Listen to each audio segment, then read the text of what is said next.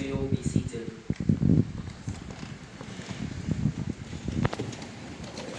Just to remind the House of what the debate is, may you please just remind everybody about the motion. So just state it before you start your The motion for this round is, in areas of high unemployment, this House supports the issuing of youth employment certificates.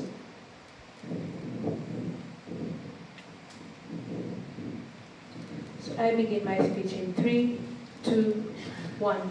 Now, one thing we have to understand with tonight's resolution is that, one, the youth make up what is supposed to be the biggest chance to our economy and to economic development. Now, we have to understand that areas of high unemployment, these are regions where unemployment rate exceeds 30%. In other words, we are talking about the economically active population, which is actually consisting of mainly focusing on the youth, which are between 15 to 24 years old. So now the parameters for this debate are basically going to be Africa, and I am going to tell you why. So you see, in Africa, we are having areas such as South Africa, whose youth unemployment rate is actually 60%. Nigeria, whose youth unemployment rate is 53%. Namibia, whose youth unemployment rate, which is 48%. Eswatini, whose youth unemployment rate is 47%. Now, what do we get from this? That, you know what, even areas which are actually which are considered significantly to be the most developed areas in Africa are still having an issue, which is a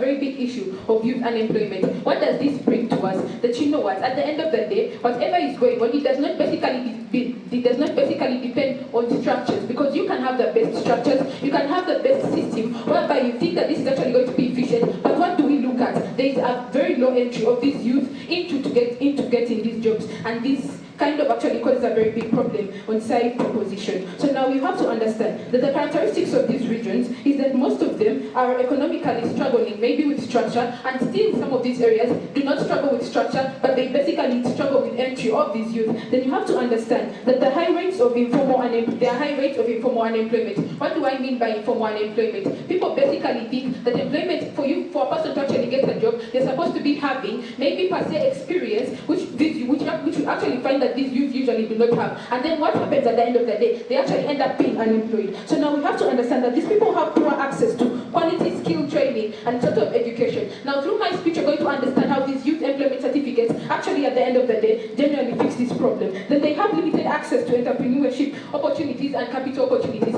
simply because they do not have things like access to better skills training or how to basically use the knowledge that they're actually accessing at the end of the day to actually make themselves better. So what do these youth employment certificates basically consist of? I'm going to give you this about in my speech. So now we see that this certificate grants unemployed youth to actually, this certificate is actually granted to unemployed youths and to their prospective employers. Now the purpose of this is to allow both parties, which is the employers and the youth who are actually going to be people who are actually employed in these companies, to actually negotiate business terms and to actually negotiate employment terms outside the rigid labor laws. Now what do these rigid labor laws, what do these rigid labor laws look like? They look like a situation of minimum wage, overtime working, and working conditions. Now, the goal of these youth employment certificates facilitates youth employment by reducing these barriers and actually, at the end of the day, making employment more flexible, which is actually something that we actually front for on team proposition. I'm still going to show you why this is important through my speech. So now, notice that there is an incentive, that this is basically an incentive. So what we expect from these youth employment certificates is that you're not going to wake up one morning and poverty is completely eradicated at the end of the day, that you know it's magically going to work. No, this is an incentive. What does an incentive do? An incentive attacks the rate and the problems that actually supposed to be coming out of this youth unemployment. Notice it's going to be a gradual process, but it's going to be something that is really effective and it's going to be a temporary solution that I'm going to show you at the end of the day. It's actually going to fix all the problems that we are having, that is actually dealing with rates of employment and actually the skills training and sort of experience kind of thing. So now notice that these things that the basic case we are presenting to you as team proposition that we believe is really important to understand is that we need flexibility to address the unemployment while enabling skill development and economic mobility. So now the policy actually basically looks like this. I'm going to paint to you a world where this policy is actually working. Now these youth employment opportunity certificates are a temporary measure and they target areas of high unemployment. These certificates are issued only to youth who who are under the age of 25 years old and have been unemployed over 6 months. Now, what does this look like? If a person has been unemployed for over 6 months, it clearly shows that there's actually a very big problem at the end of the day. Either the people who they go to actually be employed to do not believe that they have the skills, or they actually feel like they do not have they don't actually have the experience to actually attain these jobs. Now, notice, Chair, that the employers are going to have this, are actually going to be actively involved in this, because we do believe that their case would actually consist of saying that, you know what, the employers maybe will not be having a big say, in whatever is going to be going on, and yet no matter what you say, we want to maintain quality. Now, this is where we are going to involve the employers. This is where the employers are actually involved at the end of the day. We believe that the employers, or we do trust that the employers are actually going to be involved in this incentive, in that we're going to actually educate you at the end of the day on how this whole thing is you've actually been educated on how this whole thing actually works. In other words, there's a tax incentive, there's going to be a sort of tax education whereby you're going to realize how you're actually going to gain from this, and at the end of the day benefit the youth at the end of the day. So some basic arguments that you're going to run as team proposition. There's one. Yes, please.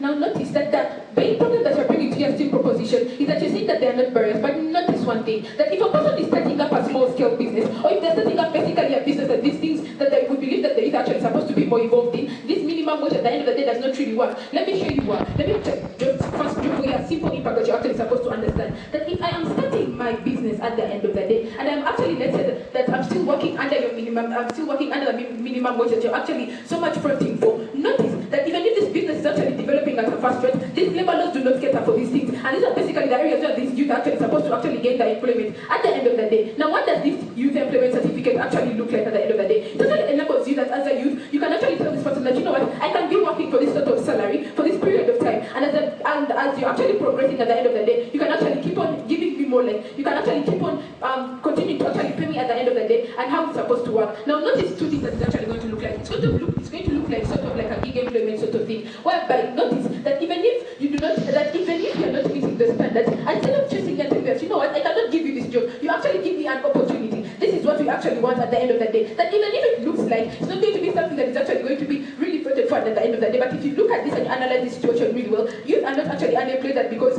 they do not have experience or sort of the things. No, people are looking for things like experience. A person will actually not be looking for things like sort of that, you know what, I'm employing a person who is actually not experienced at the end of the day. I'm employing a person who is actually not having skills. But these youth employment certificates look like the sort of thing that will show this business owner that this person has the skills, and if you employ them, you're not going to regret it. This person actually needs your skills, needs actually further skills at the end of the day, and they're actually educated enough to be fast enough in learning sort of these things. So this is actually what we are bringing to you at the end of the day. Now, the burden of team affirmative is to show you the effectivity of all these things, and this is the thing that you're actually going to run in our case. Now, team negative has a very big burden to show us that, you know what, that you not support this because it has very basic dire effects, and it has actually very dire effects. And at the end of the day, they should give us a counterfactual that is going to cater for these youth, that will actually be better at the end of the day than these youth employment certificates. Now, through my pre-current speeches, we're actually going to show you that this sort of thing is something that is actually going to be reliable. It's something that is actually going to fix the problem that you're having in Seeta School, and it's something that is going to address the problem, which is actually basically not that structures or not lack of like buildings and everything, but it's basically lack of things like skills, people lacking involvement in whatever that they're going to do, and the youth actually not being involved actively in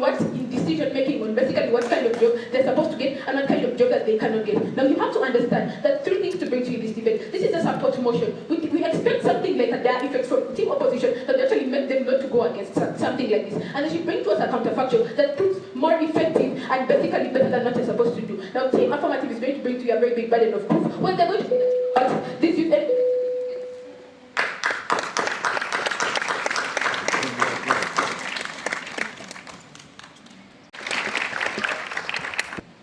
I'll be beginning my speech in 3, 2, 1. People in India and Bangladesh are working in life-threatening, unsafe conditions because of the lack of labor protections in their countries. We think labor laws intend to actively protect these workers from working in these completely life-threatening and ultimately humiliating conditions. We side with labor laws, we're so happy to oppose. But what are we going to prove in this debate? 4 things. 1, why it's necessary not to support these certificates at the points in which they're superficial and actively getting a sustainable effect at aiding unemployment. 2, why they're unjustified at the points in which they violate basic labor principles. Thirdly, why they're simply not effective at actively aiding unemployment.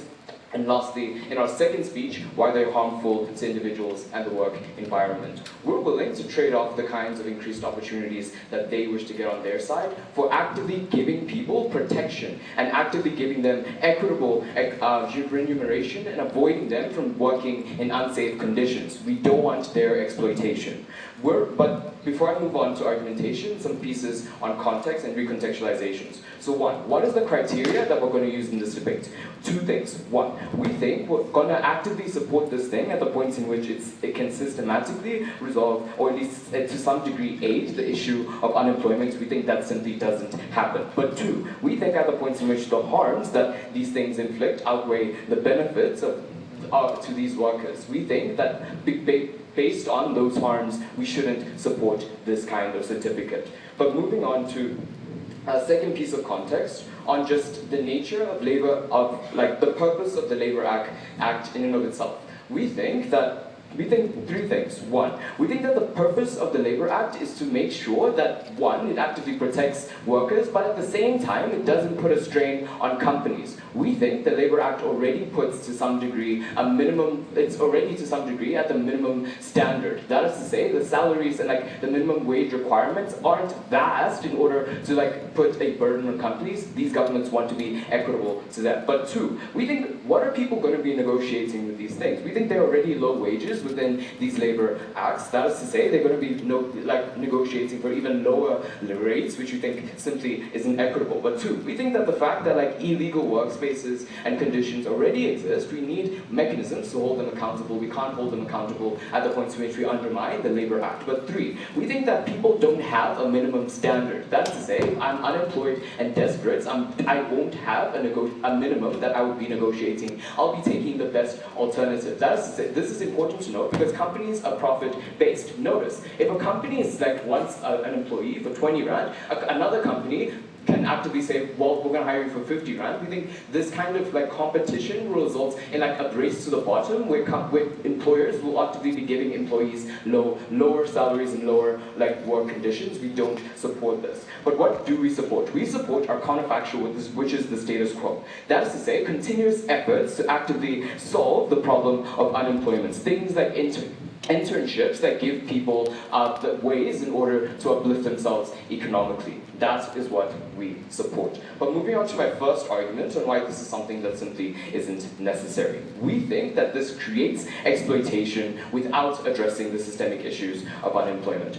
Why do we think this happens? 1, we think without minimum wage and regulated hours and the safe conditions that come with the Labor Act, desperate youth will be more incentivized to accept these unfair terms. This looks like India's informal sector, where labor regulations are often ignored. We don't support this. But 2, we think these certificates offer temporary jobs but don't address the root causes of high unemployment. Things such as quality education, things like economic instability and structural issues within the labor market. It looks like in Greece, where temporary reforms like short-term job creation programs that intended to provide relief but didn't actively tackle these long-term, deeper issues. 2 impacts. 1, we think by eroding these labor standards, you expose young individuals to exploitation. We don't support that. But 2, we think these certificates don't provide a sustainable solution to unemployment. We think long-term stability requires improving education, implementing economic reforms, and investing in key industries, things like subsidizing jobs, opportunities, etc. We think that's what's needed, not these certificates. But secondly, on why this is something that simply isn't justified in principle. 1, we think that it violates key principles that we hope to uphold as a society. Why is this important? A, we think it violates the principle of the government social contract. That is to say, labor laws form an extension of the social contract that exists between the government to actively safeguard its people. We think at the points in which you don't coincide with this, you actively you don't allow governments to fulfill that obligation. But 2, we think these certificates exacerbate power imbalances between employers and youth, especially in areas of high unemployment. It looks like in Bangladesh's garment industry, where workers face significant power imbalances when negotiating terms simply because the labor laws in those countries are not strong enough. We don't support that. But thirdly, we think that it increases the normalization of these kind of things. We think it creates a ripple effect on other workers that don't actively have these certificates. What happens is that it creates a culture around lowering and undermining labor rights. We think this message to employers is not something that we want. Impact one, we actively undermine the rights and like the basic protections of these people, and even the people that don't coincide with these certificates, we don't support that. But secondly, we think these certificates actively violate the government's mandate to protect their citizens. And thirdly, we think people have extremely less bargaining power due to the fact that there aren't labor laws to protect them. We don't support this form of exploitation. Notice on the comparative that labor laws actively extend the government mandates and enhance bargaining power of these individuals. Additionally, we think that the fact that labor laws prevent this culture of normalization with undermining labor rights is something that we support. Notice on a way up was simply better for the most vulnerable actor, these unemployed individuals. But last argument, and why this is simply ineffective at reducing unemployment. We think these certificates simply don't provide a stable foundation. But why does this happen? A, we think these certificates lead to the creation of low-quality jobs, things with inadequate pay and no benefits. We think this does not provide a stable foundation for the economic growth of this youth.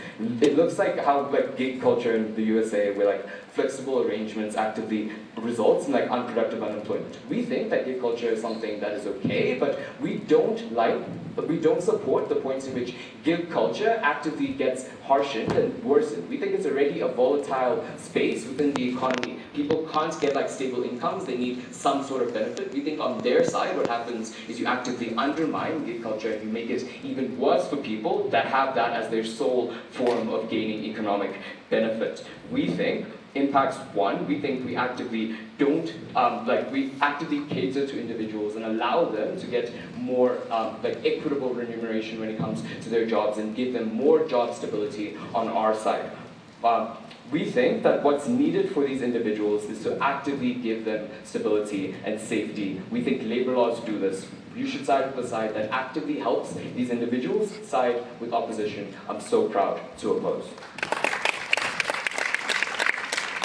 Opposition to give their speech. Here.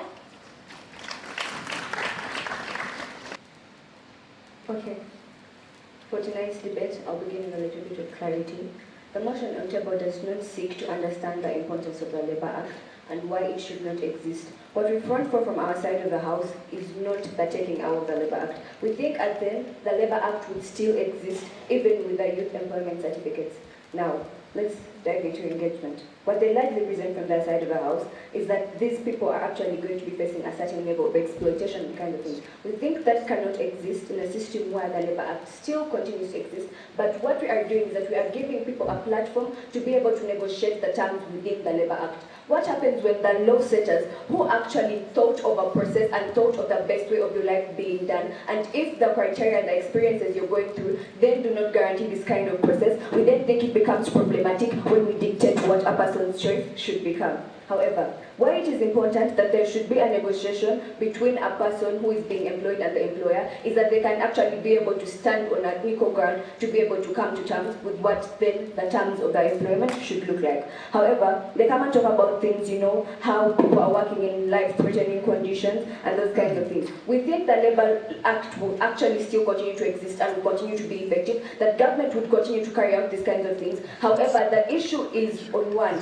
whether the terms within this kind of act should be negotiable or not. However, they say that they are able to trade off the opportunities for protection. Then what protection do you need when you're not even protected from anything, when you're rather unemployed? That means protection then is worthless if you actually have nothing to be protected from. We think that stands as a blood point in tonight's debate. However, they talk about, how the Labour Act is bad and those kinds of things and how the employers then would actually carry out this kind of exploitation. We think this does not exist in a way that we give you a mechanism that, look, what we are going to do is that for every person who carries out youth employment employment hires, they get an incentive. For example, taxes. We get a reduction of taxes if you actually carry out youth hires. We think this becomes important because the person would not then have the incentive to torture you or exploit you because they are getting an exclusive benefit from this kind of thing. We think those are issues that should actually stand as important in tonight's debate. However, I'll give you a problem analysis. The problem today does not stand in structure, which they actually claim is. We think even countries like South Africa that are structurally then able, why then there exists youth unemployment. That is the problem that we need to look at in tonight's debate. The problem lies in limited access to training and skilling, no stage for expression, realization of capacity, and actually the rigid labor laws, and prioritization of experience during hire. We think in a capitalistic society, a person would rather actually put at front the experience that the person has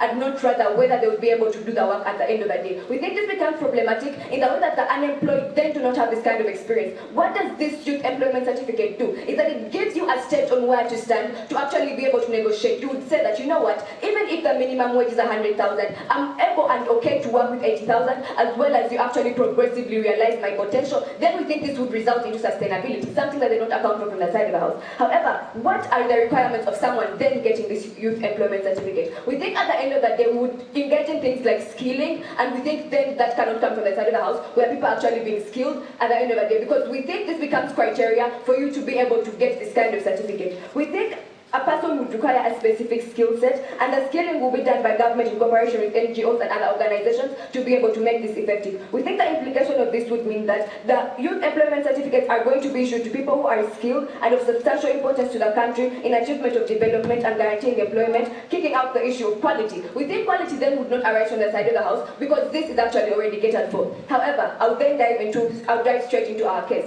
What we present to you is that what happens when, even if you are ready to work and you are not given the opportunity to, just because the startups at the end of the day cannot be able to accommodate a large number of employees. We think this becomes problematic, that people are not given the stage to express themselves. We think this becomes problematic, that it limits the number who then get entry into the system. Notice that employment can only be valuable if you are given entry into the system. In a situation where the doors are shut, even when you construct a number of industries, even when you construct a number of those skilling sectors and all those kinds of things, these things will not matter because your way into the industry is what matters. Employment will only matter if you're able to enter into the industry that has then been constructed. But what happens when you construct a number of industries and we actually get to employ people like expatriates from other different countries just because their skill set then weighs more than me, who is unemployed and actually being downgraded at the end of the day? We think it becomes important for this person to be able to speak out for themselves, and that is why we think that youth employment certificate will then become a medium of exchange between these kinds of people. Yes?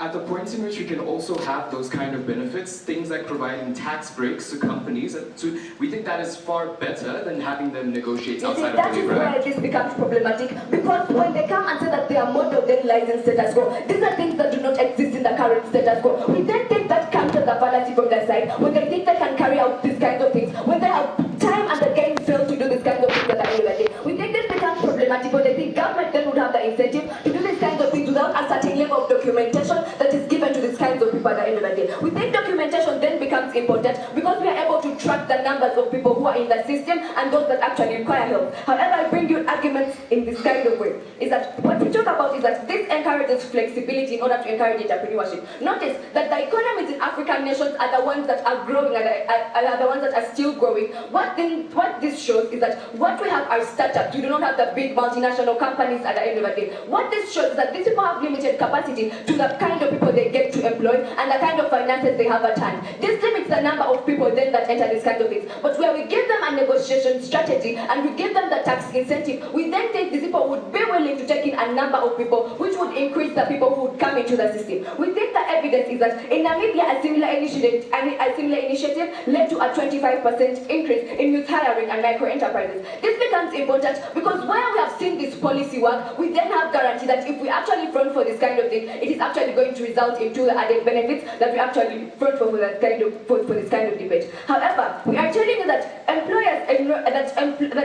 enrolling in the scheme all these kinds of things, they actually have consent. What you do is, if you think this does not work for you, then it is okay, you may not actually take it on. But what they're talking about that, people are desperate, we think then people are actually desperate for opportunity. When someone is given opportunity, you are given that stage to actually be able to express yourself, and your employer can realize that you're good and you know what, I can keep you. What happens is that even when you have a number of skills, or let's say you are skilled, and you are not given the opportunity to present yourself, the skills then become useless, what they come from the side of the house. However, I want to tell you that this results into economic growth and poverty reduction. We think a job is better than an income because a job is sustainable. If you are able to actually present that you are capable to do your job, we then think you'll be able to sustain this kind of job in the long run. Why this is important is that it offers mobility, reducing long-term poverty cycles. We think that cycle only exists because we have not given people this opportunity to actually have work and work experience. The poverty cycle only exists because we are giving these people things like small donations that then do not become important at the end of the day, that are not actually sustainable. We think the evidence then lies in Nigeria's poverty rate, that is 40%, which correlates strongly with unemployment. This becomes an issue because at the end of the day, if we actually see that the structures then do not matter,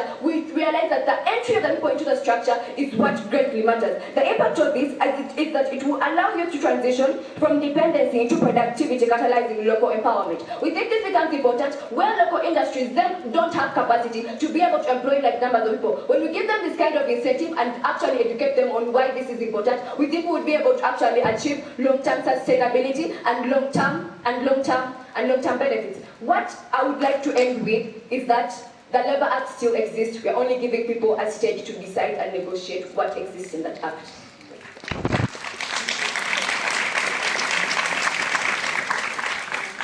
Thank that speaker for the speech. I would like to call up. Starting in 3, 2, 1.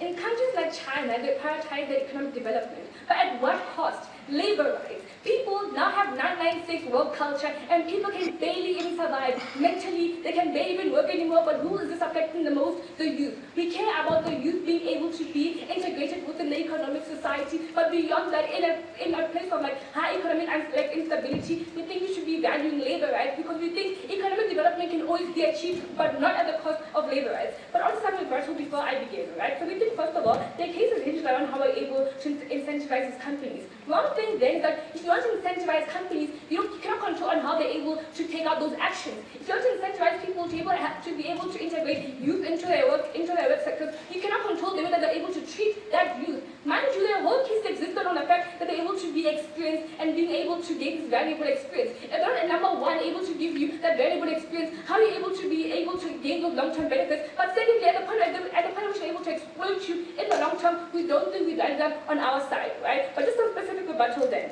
Number one, we tell you that if it takes even longer to achieve the kind of change that you want because of the way that exploitation works, if I'm not able to come in and help you because you agree to sign off something such as your work hours, or you agree to sign something off such as your minimum wage, it's very harmful to the way in which society and your government are able to interact in helping you, in you being able to sustain yourself within the future. This is really harmful for 2 reasons. Number one is because the lower barriers allow for this to happen. Yes, labor laws still exist on your side, but the problem is you weaken them to such an extent that they aren't able to exist efficiently anymore. You need efficient labor laws for unions, for CCMA, for example, to be able to interact with you in the first place. We think at a point at which we love people being able to speak up about their rights. You don't interact with that at the best because I'm desperate. I want the job, I want the experience, but guess what? I'm busy trading off my minimum wage, I'm busy trading off my sleep out because I want that kind of experience. We think we're able to let you gain this experience in a much better alternative, right? Impact of that then is 2 things. Number one, usually on a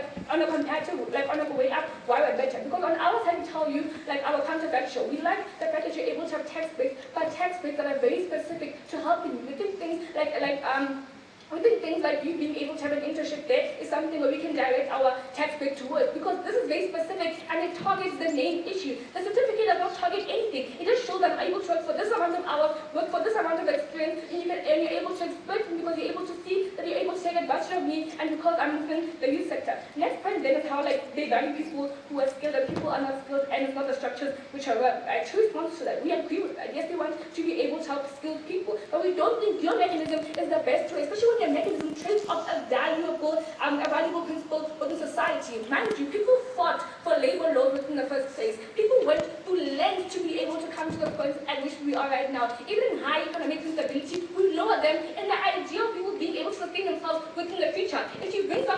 you aren't able to bring it up to the same extent, but if you leave it at the same level, you're still able to progress it further with the society when you reach that kind of economic stability there, right? Impact of that then is two things. Number one, and the kind of issue of a structural problem, we think you make it much, much worse on your side because you aren't able to progress society further in the long term. So long-term benefit, mind you, your youth are still going to be able to integrate into society regardless. If you aren't able to accommodate for them when they do integrate into like a very exploitative society, we don't think you're able to claim all the benefits that you want. But lastly then, it's how like you're able, it's how that you're busy like dictating a person's choice. We think that society already does this in the first place. We protect people's choice, or like we protect like when you can like let you like exert your choice at the point at which you aren't able to protect yourself. We think things like smoking. We think in areas where you had COVID-19, you made everybody stay in their houses because you understood that you aren't able to protect yourself. We as the government are responsible for you. We think like labor laws are more efficient within this like time area, right? But first I'll be going, but before that, just like a contact of them on what this debate is, right? We think this debate is currently at the point at which they have like really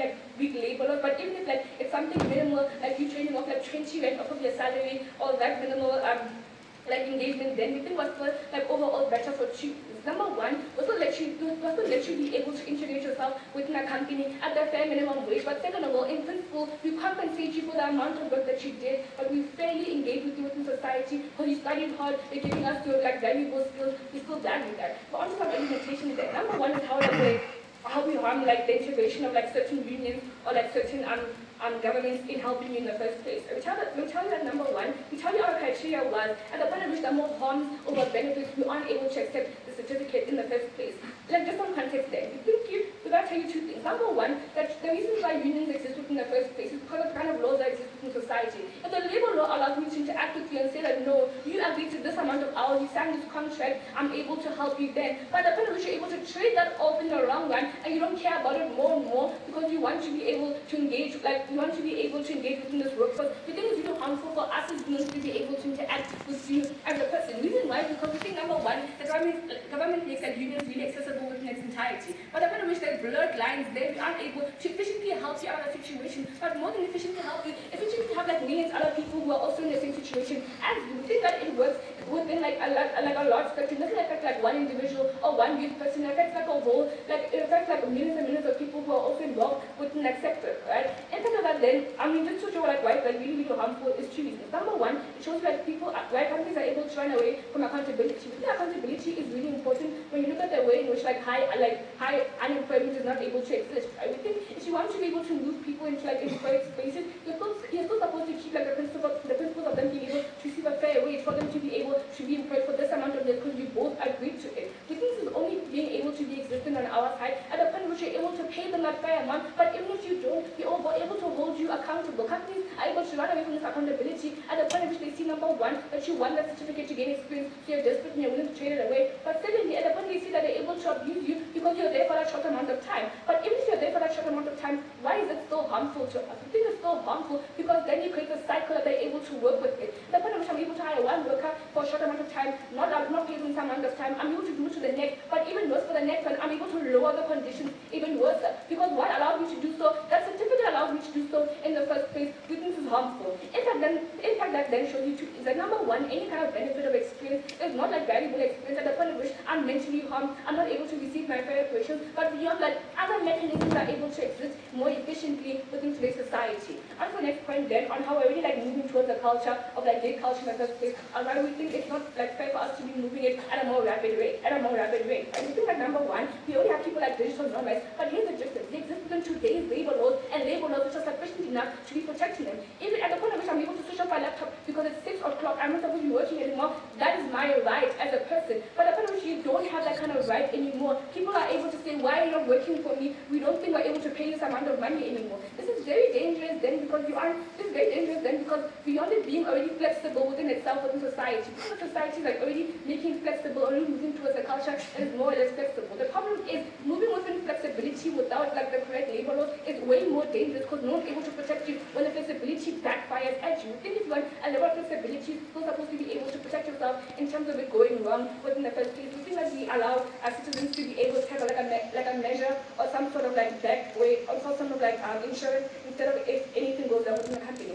In fact, that shows you two things. Number one, we don't want rapid changes in society for economic development at the point at which you have long-term harm. We think that economic development is supposed to happen sufficiently, but it happening sufficiently looks like you being able to be stand on your rights that you have as a worker, but beyond standing on those rights, you're still able to exert amount of power on the employer. It isn't the employer has much more power than me, or I'm the employee. It's the employer. I'm working for you. I'm giving you a skill, and you're giving me my money worth in the